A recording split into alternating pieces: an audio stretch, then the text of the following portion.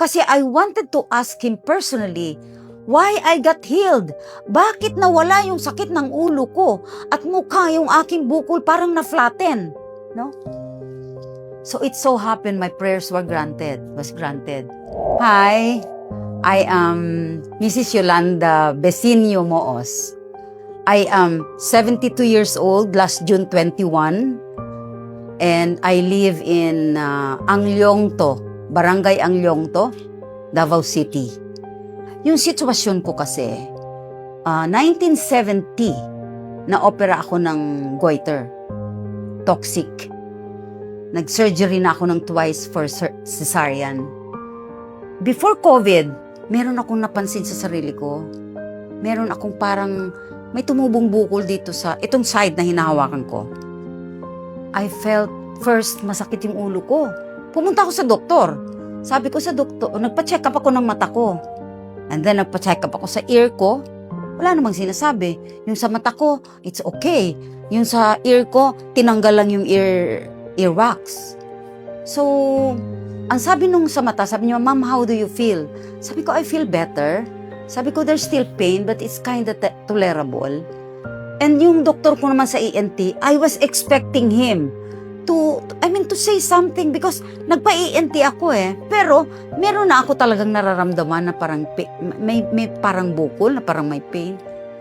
Pero it grows, no? Meron akong mga naririnig, "Uy, may mga cancer."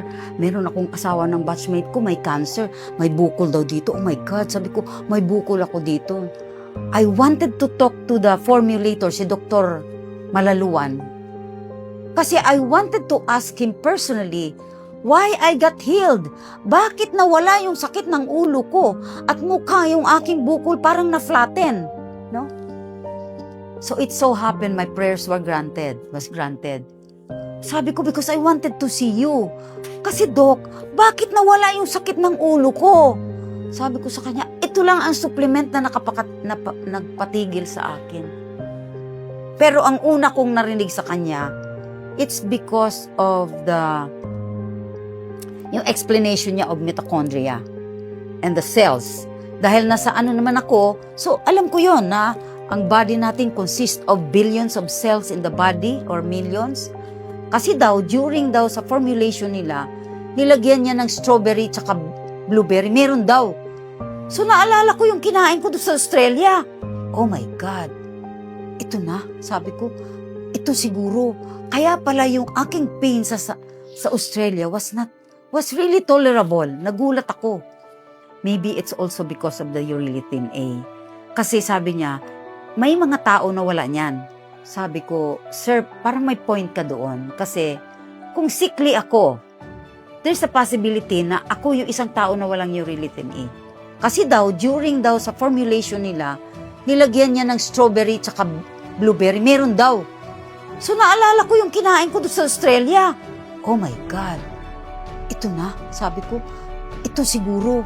Kaya pala yung aking pain sa Australia was really tolerable. Nagulat ako. I am Yoli, and I am 72 years old and more energetic because of the Gut Guard. We got you!